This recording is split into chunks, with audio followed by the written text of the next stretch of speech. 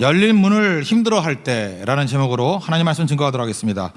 대부분의 크리스찬들이 이런 생각을 합니다. 문이 닫혔다라고 푸념을 해요. 하나님 내게 문을 열어주세요. 문이 닫혔네요. 그래서 맨날 문 열어달라고 기도를 하는데 실제로 문이 열립니다. 열린 문이 있는데도 불구하고 들어가는 것을 머뭇거릴 때가 많이 있다라는 것입니다. 그러니까 또 다른 메시지가 뭐죠? 닫힌 문 두드리지만 말고 열린 문 들어가라는 것입니다. 하나님은 열린 문의 하나님이셔요. 그리고 모든 문을 여시는 분이고 모든 기회의 문을 여시는 분입니다. 근데 다만 우리가 안 들어가는 게 되게 많다라는 거예요. 그래서 사실은 이렇게 문 열어달라 이렇게 기도하는 것도 중요하지만 우리 교회 같아도 열린 문 있는 거 갖고 하면 뭐 되잖아요. 예배가 닫혀 있나요? 예배 나오면 되고, 기도가 닫혀 있나요? 항상 뭐 허구한 날 기도할 때가 있고, 성교가 닫혔나요? 세교회만큼 성교 많은 데가 있어요. 1년에 15번씩 가는데. 그죠? 다 열려 있죠. 그러니까 열려 있는 거 그게 가는 게 중요하다라는 것입니다. 우리 욕구 단계설 이거 말한 사람 있죠. 에이브라함 메슬로우라는 사람이, 그 사람이 이제 욕구 단계설도 얘기했지만 이걸 요나 컴플렉스라고 이름 붙였어요. 그게 뭐냐 하면은 분명히 문이 열렸는데도 불구하고 안 열렸다 그러면서 거부하는 거, 그 요나 컴플렉스라고. 그러니까 머뭇거리고 안 가는 일들이 많다라는 것입니다. 이게 문제가 있죠. 그래서 이 메슬로우 같은 사람 얘기하기를 잠재력 이하의 인생을 살고 후회하는 인생을 산다는 거예요. 그래서 저급한 낮은 수준의 인생을 사는 사람들 보면은 문이 열려 있는데 안 가는 거예요. 요나 컴플렉스 때문에 이런 일이 벌어진다 이렇게 얘기를 합니다. 우리가 소금이라 그랬죠. 소금 해야 될 일이 뭐예요? 녹아지는 거죠. 근데 녹아지는 걸 못 해요. 왜냐하면 에고에 사로잡히니까 두렵거든요. 그래서 한 2번 정도 거부하면 사람 논팽이 된다 그러죠. 십자가 져야 된다. 그때 거부 그럼 이상해져요. 광야로 가라 그럴 때 편함을 추구해서 거부 그러면 굉장히 이상해지게 된다라는 것입니다. 여러분 저주가 뭐예요? 녹아질 수 없는 게 저주예요. 저주가 뭐예요? 나를 버리지 못하는 게 저주라니까. 에고에 사로잡혀서 그죠? 내가 나를 지키고 나는 녹을 수 없어, 죽을 수 없어 그런 거죠. 그래서 최초의 저주 가인 아니에요. 가인의 저주가 뭐예요? 너는 피하고 유리하리라. 피하는 거예요. 계속 피하는 거. 유리방황하리라. 오늘 또 하나의 저주가 나오죠. 하나님의 선지자 요나인데 요나가 계속해 나오는 게 뭐예요? 피하고 그러잖아요. 그죠? 여기 뭐 피해가지고 다시스로 갔다. 뭐 몇 번 나오잖아요. 피하고 피해서 또 간다고. 하나님의 소명과 사명을 피해서 가면은 이거 한 2번 정도 이렇게 되면 어딜 가 있죠? 물고기 뱃속에서 자기 자신을 발견하게 된다고. 이게 뭐 요나만 그런 게 아니라 성경의 패턴이 다 그렇다는 것입니다. 잘 보십시오. 부자 청년이 있었습니다. 이 사람이 막힌 게 뭐가 있어요? 다 열려 있었지. 모든 가능성의 문이 다 열려 있었고, 제가 볼 때 최고의 가능성은 그거예요. 예수님이 제자로 부르신 거죠. 내 재산을 다 팔아서 가난한 자 나눠주고 너는 나를 따르라. 아마 그랬으면 이 부자 청년이 예수님의 제자가 되었을 거라고. 예수님 부르셨잖아요. 그런데 성경은 뭐라고 얘기를 합니까? 재물이 많음으로 이 말씀을 듣고 근심하며 가니라. 피했다는 거죠. 이게 저주죠. 녹으라 그랬는데 못 녹잖아요. 재물 뭐 말씀 다 지켰다며, 뭐 율법 다 지키고, 그래서 예수님이 사랑스럽게 쳐다봤다고. 너 훌륭하네? 그럼 완전 녹아볼래? 못 녹잖아요. 그게 저주죠. 이 부자 청년은 뭐예요? 이게 소금 기둥된 거죠. 이 소금 밭된 거죠. 그러니까 이게 망하게 된다는 것입니다. 우리도 이렇게 될 수 있다라는 거예요. 그러므로 우리가 해야 될 일이 뭐냐? 열린 문, 하나님 열어주신 문들에 대해서 충성하며 나아가는 것들이 있어야 된다는 것입니다. 그럼 이제 구체적으로 문이 열려 있는데 우리가 못 가는 이유가 뭘까? 요나를 통해서 한번 분석을 해보는데 첫째는 두려움인 것 같아요. 그죠? 이게 사실 다 불신인데 불신의 형태가 뭐로 드러나냐면 첫 번째는 두려움으로 나타나는 것 같다고요. 두려워서 그런 것 같습니다. 이 요나서에 많이 나오는 게 크다라는 표현이거든요. 1절에 보니까 요나에게 임했다. 2절 너는 이라 저 큰 성부로 가라. 성이 크다, 바람이 크다, 뭐 이런 거예요. 물고기도 크다, 뭐 다 크다. 심이라는 말도 크다예요. 다 심이 뭐 어쩌다 하는 것다. 이게 다 크다라는 요 단어가 계속 반복해서 나와요. 세상이 커 보이는 이유가 뭐죠? 내가 작아 보이는 거죠. 이게 뭐예요? 두려움이라고. 사실은 두려움 때문에 이런 일이 벌어지게 된다는 것입니다. 지금 하나님께서 뭐라 그러냐면 니느웨 당시의 대적이거든요. 우리 식으로 하면 좀 그렇게 말해도 되나? 일본 같은 느낌이에요. 그죠? 원수나라. 뭐 저는 지금 원수라고 생각하지는 않는데 어쨌든 간에 역사적으로 이렇게 안 좋은 관계가 있는 게 니느웨잖아요. 아수르, 니느웨. 거기 가서 전도해라, 설교해라, 아수르로 가라. 그랬더니 뭐라 그래요? 싫어요, 못 가요, 안 가요. 그리고 또 뭐라 그랬겠어요? 이게 성경은 없지만 나훔 보내세요. 이렇게 8세기 때 그 아수르에 대해서 이렇게 예언했던 선지자가 있는데 그 나훔이 또 있거든. 요나 말고 나훔 보내세요. 그 나훔 보내세요. 그랬을 것 같아요. 그 이유가 뭐죠? 내 입맛에 맞는 거예요. 여러분 죄가 뭐라 그랬습니까? 선악 판단을 내가 하는 거예요. 선호도 판단을 내가 하는 거예요. 그러니까 이게 진짜 죄인이죠. 요나. 이게 문제가 있다는 것입니다. 그래서 그런데 안 가겠다고. 나훔 보면요. 나훔은 아주 직설적으로 니느웨를 얼마나 싫어했는지 나훔은 분노를 표현해요. 요나 동시대 사람이에요. 나훔 3장에 보면요. 1절에 니느웨를 피의 도성이라 그럽니다. 화 있을진 저 피의 성이여. 그 안에는 거짓 가득하고 포악이 가득하고 뭐 하다 나쁜 거 징글징글한 거 가득하고 뭐 채찍 소리가 나고 윙거리는 병거 소리, 뛰는 말, 달리는 병거 뭐 이런 얘기가 쭉 나와요. 그죠? 시체가 쌓여가지고 사람이 걸려 넘어지는 도다 막 이렇게 나온다고요. 그래서 니느웨의 멸망을 예언하면서 막 기뻐하는 거예요. 19절 보니까 내 상처는 고칠 수 없고 내 부상은 중하도다. 내 소식을 듣는 자가 다 너를 보고 손뼉을 치나니. 니느웨가 망했다는 소식을 듣고 다 기립박수한다는 거예요. 그들이 항상 내게 행패를 당하였음이 아니더냐. 그러니까 행패 부르는 나라라는 거예요. 그래서 망할 건데 망할 걸 예언하면서 니네가 망하면 다 기립박수 칠 거다 막 이랬다라는 거예요. 그죠?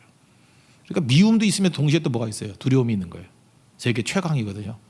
그리고 그냥 싹쓸이 해버리는 거 아니에요. 북쪽 이스라엘이 아수르에 망했잖아요. BC 722년에 남자 다 죽여버리고 여자들 겁탈했어요. 그래서 혼혈 민족 나온 거 아니에요.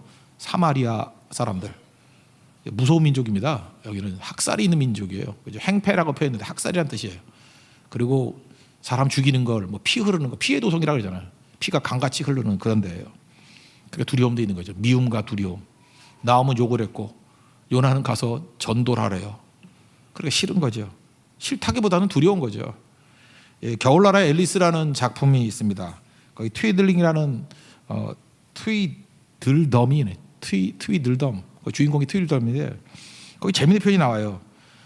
가라 그랬더니 나는 원래 용감한데 오늘 이상하게 머리가 아프네. 그런 대사가 나와요. 난 게 너무 재밌더라고. 이상하게 두려우면 머리가 아파. 그죠? 이상하게 나는 용감한데 오늘은 머리가 아파. 지금 요나가 그랬을 것 같아요. 그죠? 나는 원래 용감한데 왜 이렇게 머리가 아프지? 예, 그랬던 거예요. 때로는 열린 문이 즐겁지 않습니다. 때로는 두렵고 이렇게 머리가 아플 때가 있다라는 거예요. 이 두려움의 뿌리는 어디에 있죠? 하나님에 대한 믿음이 상실된 거죠. 강하고 담대하라. 어디서 나오는 겁니까? 내 마음이 흔들릴 때 하나님 말씀과 이렇게 묶는 거를 묵상이라고 그랬잖아요. 강하고 담대하십시오. 그럴 때 여호수아 1장을 보니까 하나님 말씀을 묵상할 때 강하고 담대할 수 있다라는 거예요. 그죠? 하나님께서 함께 해주시기 때문에. 그래서 두려움은 사실은 이 말씀을 떠났다라는 것에서도 나올 수 있다라는 것입니다. 그래서 말씀 붙들면 말씀이 생명이잖아요. 하나님 말씀은 살았고 운동력이 있어. 뭐 좌우의 날선 검같이. 말씀은 생명이잖아요. 조회. 말씀과 내 흔들리는 마음이 합쳐지면 생명이 전달이 돼요. 그래서 내가 살아나게 된다는 것입니다. 살아나면 아수르 땅의 니느웨가 아무리 강팍하고 아무리 힘들다 할지라도 우리를 녹이면은 영향력을 발휘하는 거고 땅에 묻으면은 매장되는 게 아니라 파종이 된다니까요. 미랄같이 죽는 게 아니라 죽어서 많은 열매를 맺게 되는 그런 능력이 나타나게 된다는 것입니다. 지금 요나가 두려웠다는 건 뭐죠? 그 하나님에 대한 말씀에 대한 믿음이 없기 때문에 그래요. 믿음이 없기 때문에 말씀이 없기 때문에 이런 일이 벌어지게 된다라는 것입니다.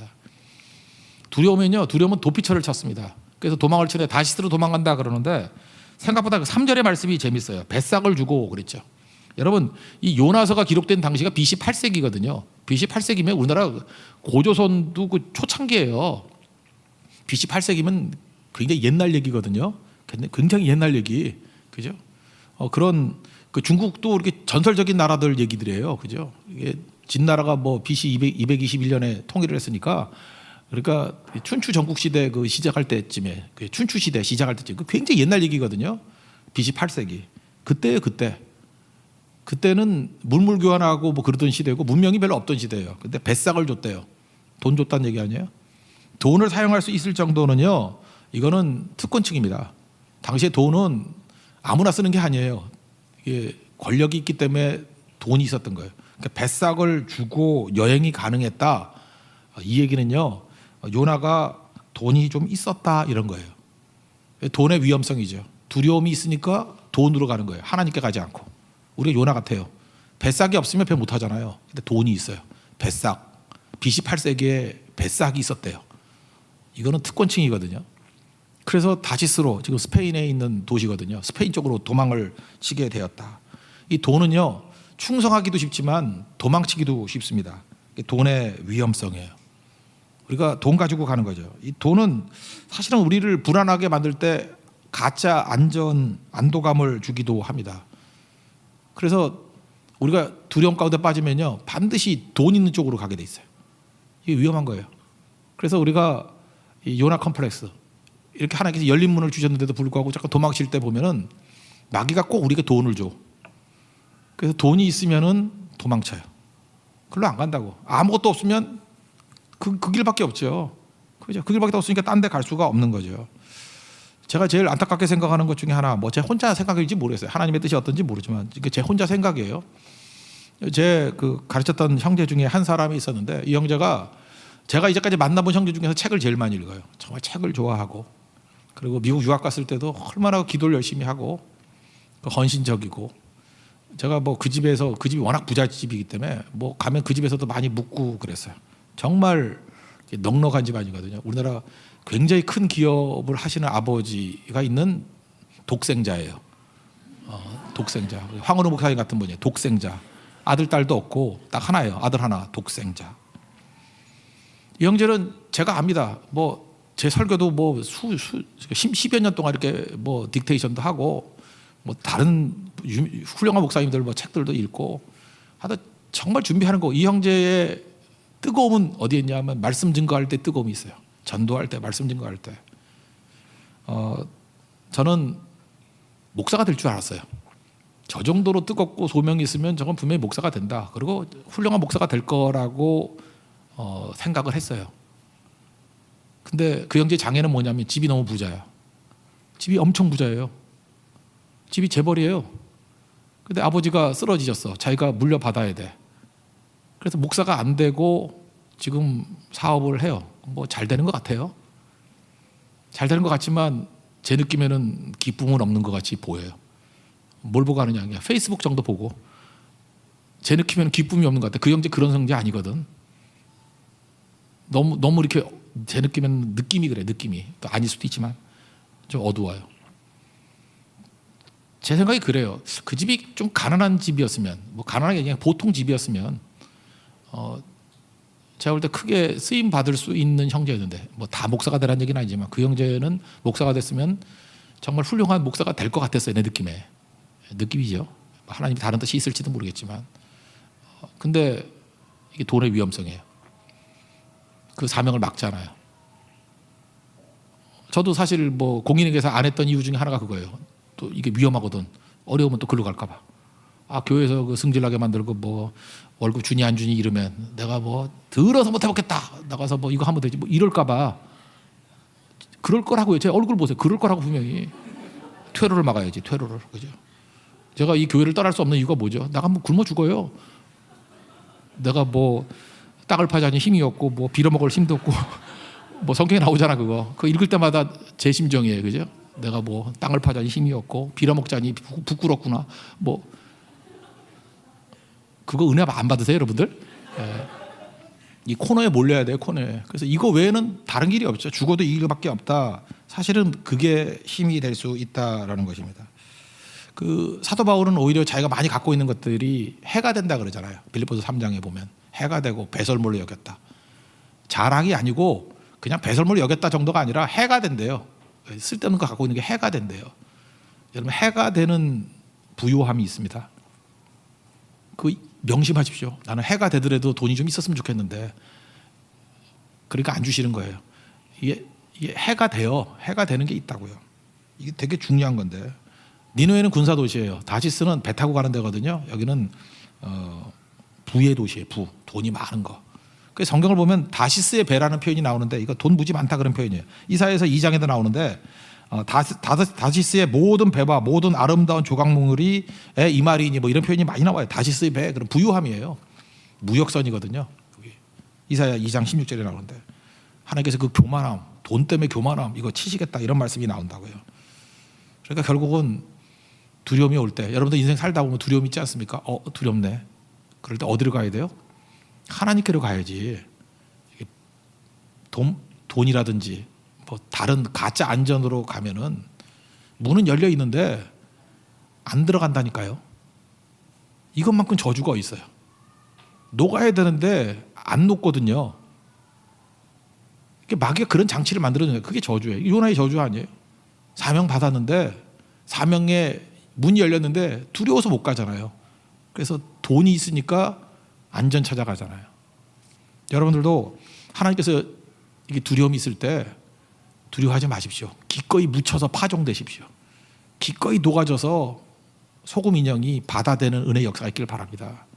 녹으면요 맛이 생겨요. 맛. 오히려 안 녹겠다 그러고 피하고 유리하면은 밖에 버려 밟히게 됩니다. 우리 능력은 녹는 데 있고 없어지는 데 있고 흔적도 없이 사라지는 데 있어요. 십자가 지는 데 있어요. 그래서 십자가질 피하지 마십시오. 광야 피하지 마십시오. 그게 능력이에요. 그게 사명이고 그게 생명이라는 것입니다. 여러분 열린 문 피하는 이유 두려움 때문이다. 가짜 안전 때문이다. 이거 제해버리고 소명 붙들고 십자가의 길을 걸어가고 광야의 길을 걸어갈 수 있는 믿음의 종 되기를 바랍니다. 또 한 가지는요.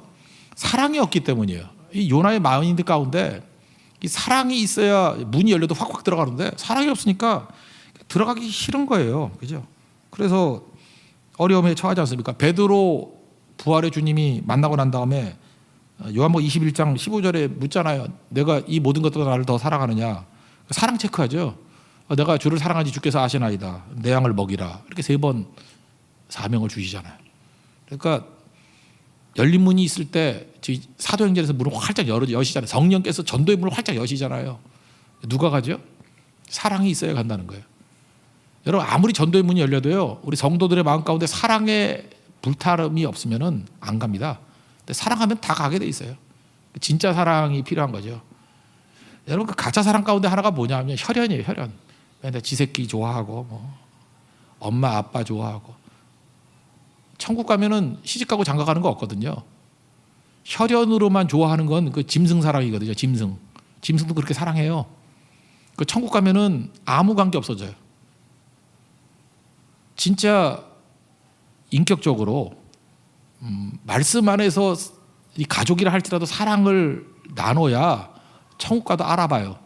만약에 여러분들이 엄마인데 엄마가 그냥 이렇게 혈육이라는 것 때문에 뭐 더러운 짓 해가면서 지 자식 새끼만 먹여 살린다 그러면은 자녀도 종종을 안 할 뿐더러 천국 가면 모르는 존재가 될 거예요. 아마 천국으로 가도 모르는 존재가 될 거예요. 반면에 여기는 혈연이 아니라 할지라도 사랑의 교제를 나누고 헌신의 교제를 나누고 동역을 했던 사람들은 천국 가면 아마 친하게 지낼 거예요. 이런 거를 보여주는 작품 하나를 소개해 줄게요. 뭐 성경 맨날 읽으니까 지겨우니까 좀 딴 얘기. 고종석 작가라고 1959년생 기자 출신의 작가가 있어요. 그 문학동네에서 나온 소설인데 해피 패밀리라는 소설이 있어요. 해피 패밀리. 제목으로는 행복한 가정 같이 보이지만 본질은 불행한 가정 이야기예요. 그 가족들의 독백이 쭉 나오는데 처음에는 그 민주라는 애가 나와요. 민주라는 애의 독백. 걔가 한민주거든요. 한민주가 독백을 해요. 이제 커서 대학생이 되고 난 다음에 자기가 자라왔던 과정을 이렇게 돌이켜 보는 거예요. 한민주가 우리 집이 이런 집이었다. 자기가 동갑내기 장영미가 자기 집으로 입양이 돼서 와요. 장영미. 근데 한씨 집안에 입양이 되니까 장영미가 나중에는 한영미가 된 거예요. 근데 같은 나이 또래. 근데 뭐 달수가 좀 많은지 영미를 언니라고 부르라고 뭐 그렇게 된 거예요. 그러니까 동갑인데 같은 학교인데. 근데 엄마가 데려온 거예요. 자기 엄마 친구 딸인데 사고로 다 죽었거든요. 부모가. 그러니까 그 자기 엄마가 친구 딸인 영미를 데리고 온 거예요. 근데 이제 민주 입장에서는 이 영미를 자기 가족으로 받아들이는 것이 너무 힘들고 너무 오랜 시간이 걸리더라는 거예요. 오히려 오빠 부인이 올케는 금방 가족같이 느껴지는데 시집 왔으니까 오히려 영미는 가족같이 느껴지는데 시간이 더 걸리는 거예요. 그리고 맨날 싸우고 가족으로 인정 못하겠다 이런 마음이 있다라는 거예요. 근데 집에서는 맨날 싸우는 거예요. 그러니까 사이가 안 좋으니까 맨날 싸우고 학교 가서는 영미가 안 밀려요. 집에서는 지는데 져주는 거겠죠. 학교 가서는 안 져요. 학교에서는 똑똑하거든, 영미가. 그러니까 민주가 맨날 밀리고, 분노심에 집에 와서는 또 박대하고. 집에 오면 영미가 약자입니다. 그럴 수밖에 없죠. 입양돼 오내니까. 그런데 엄마는요, 민주가 막 이렇게 박대를 해도 못 본 척해요. 막 영미한테 청소시켜거든요, 민주가. 근데 영민 또 해요. 하는데 온갖 신경질을 다 내고 청소시키고 해도 엄마는 모르는 척해요. 근데 이 민주는요, 그렇게 하는 엄마가 이상한 거예요. 뭐 저런 엄마가 다 있어. 내가 지금 이렇게 못된 짓 하는데 우리 엄마는 외식이야. 저거 진짜 사랑 아니야. 역겨워. 엄마를 역겨워해요. 이건 딸들이 이런 거를 느끼지만 아들들은 더 느껴요. 여러분, 아들들이 예를 들어서 아버지하고 어머니하고 다툼이 있을 때 제일 분노하는 게 뭐냐 하면은 주로 그래요. 아버지는 좀 정의롭거든요. 아버지는 이렇게 정의롭게 행하고 어머니는 전혀 정의롭지 않아. 그냥 지 새끼밖에 몰라. 우리 집 얘기 같은데? 우리 집 얘기예요. 그러면은 아들은 어머니가 사랑해 준다는 거는 인정을 해요. 어머니가 날 사랑하는구나. 그건 알겠는데 그게 싫은 거예요. 정의롭지 않은 거에 대해서. 아버지는 정의로운데 어머니는 정의롭지 않아. 그게 막 생명을 바치는 사람같이 보이는데도 그게 싫은 거예요. 지금 민주가 느끼는 게 그거예요. 내가 지금 이렇게 못된 짓을 하면 나를 혼내야 되는데 엄마는 내 편을 들고 있네. 엄마가 역겨운 거예요. 내가 나쁜 짓을 하면 나를 혼내야지. 그리고 영미를 데려왔으면 불쌍한 애니까 도와줘야지. 그죠? 근데 그걸 안 해요. 그래서 민주는 생각하기를 엄마는 영미에게 엄마 같지 않은 엄마, 그리고 진짜 계모 같은 엄마. 근데 엄마는 잘 보니까 자기가 굉장히 큰 사랑을 베푼다고 생각하는 것 같아요. 내가 친구 딸을 입양해가지고 이렇게 사랑으로 키운다. 뭐 동네 사람들한테도 그렇게 자랑하고. 그러니까 이게 역겨운 거예요. 그 엄마 이름이 민경화인데 엄마가 민씨예요. 민경화. 민씨 여자니까 좀 똑똑하겠죠. 민씨 여자는 다 똑똑해. 민경화. 그 친구가 은숙이거든요. 은숙이 그 부부가 사고로 죽고 그 딸이 민주인데 한민주를 그 민주가 아니죠. 영미, 한영미를 이제 데려온 거예요. 데리고 와서 키우는데 내 딸이라고 말은 하지만 실제로 내 딸이 아닌 거예요. 이 집에 또 오빠가 있거든요. 오빠가 있는데 오빠가 좀 정의로워요. 정의로워가지고 그 영미를 잘 돌봐주고 그 뉘앙스를 보면은 오빠가 민형인데 한민형인데 이게 피가 안 섞여서 그런지 모르지만 약간 사랑을 느끼는 것 같은 느낌도 있어요. 물론 그건 안 나와요. 혼자만 느끼는 거예요. 뉘앙스상 좋아하는 것 같아요. 영미를 똑똑하고 막 이러니까 좋아하는 것 같아요. 어쨌든 간에 이 오빠는 훨씬 더 이 공정한 사람이에요.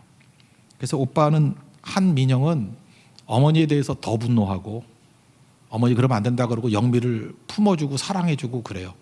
심지어 뭐 이성적인 사랑이 느껴질 것 같이 느껴지는 정도로 이렇게 기뻐. 소설에서는 그렇게 나가진 않아요. 근데 느낌에 그 정도로.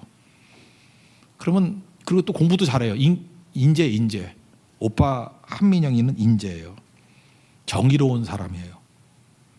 그런데 집안의 구조가 이렇게 돼 있잖아요. 엄마한테 어떡할 거야?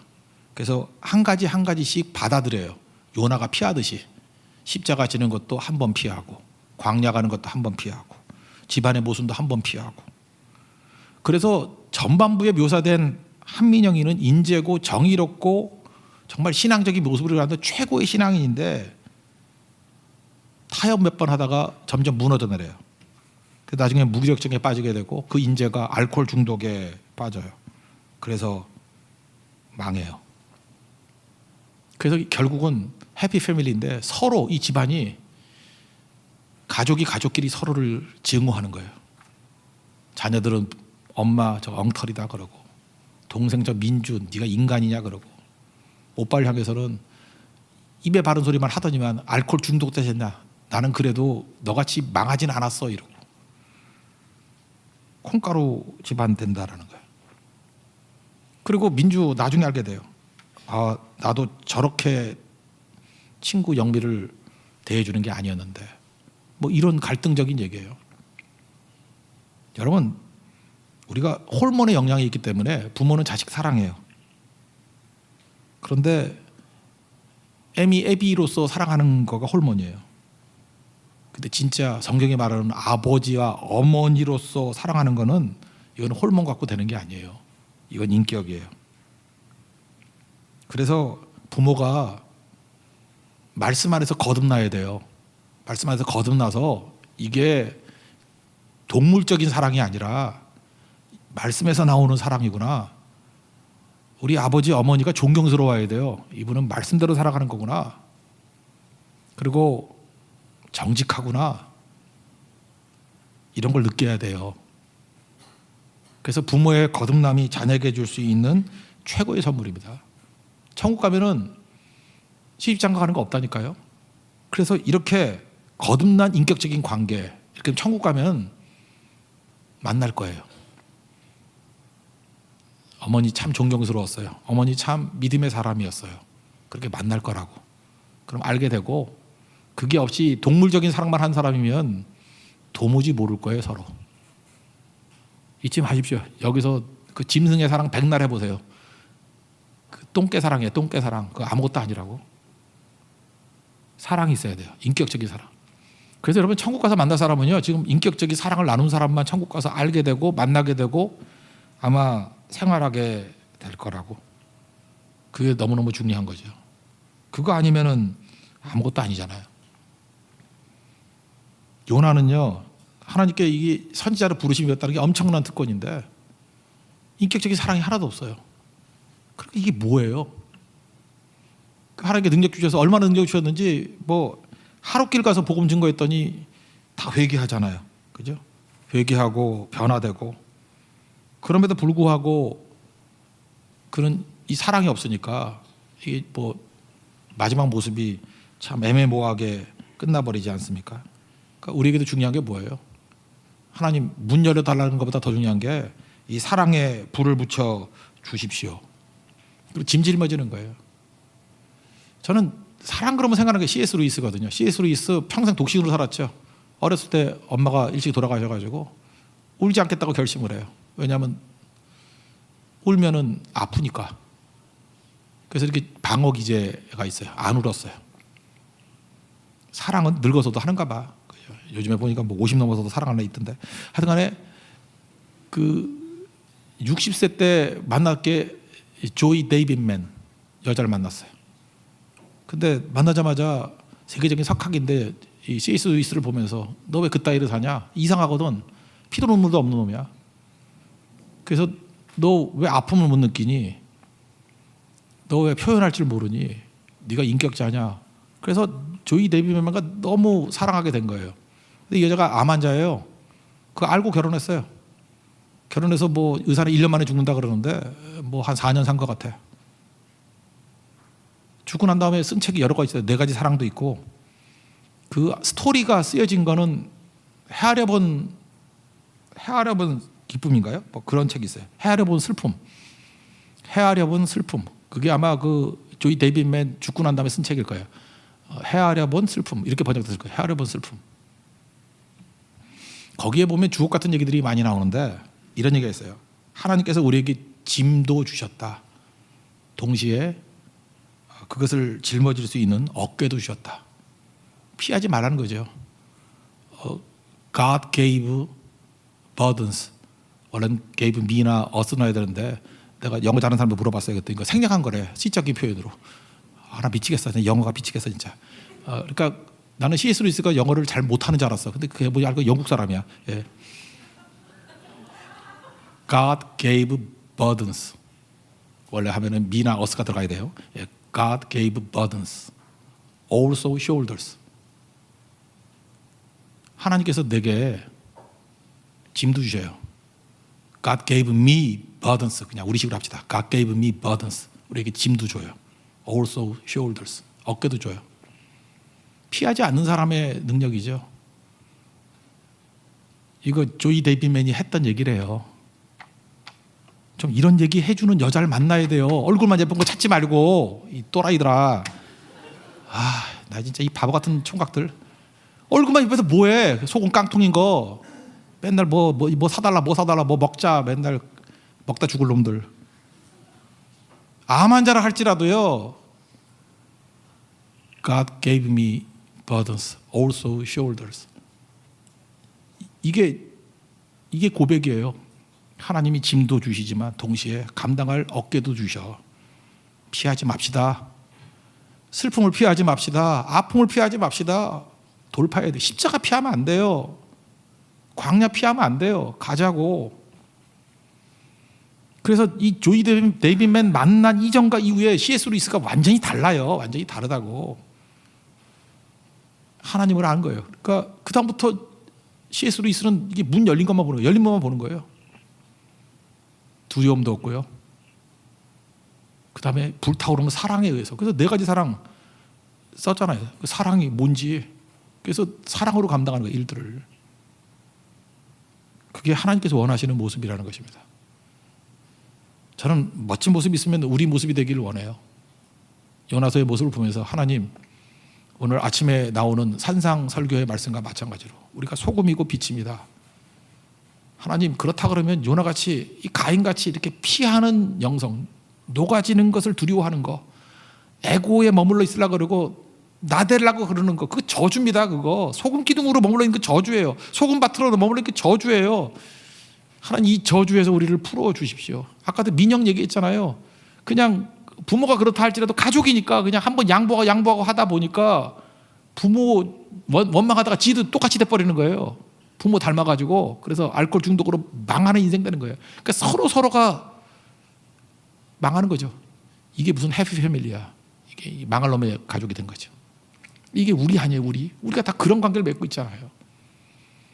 이 가정의 구원이 필요하지 않습니까? 하나님, 우리를 구원해 주세요. 하나님, 우리를 건져 주세요. 이 저주에서 우리를 건져 주세요. 거친 십자가가 우리 복이에요. 우리 자랑이고, 녹는 게 우리의 능력이에요. 사랑이 우리의 능력이라고요. 그 은혜 가운데 설 수 있는 하나님의 거룩한 종 되기를 축원합니다. 모두 자리에서 일어나겠습니다.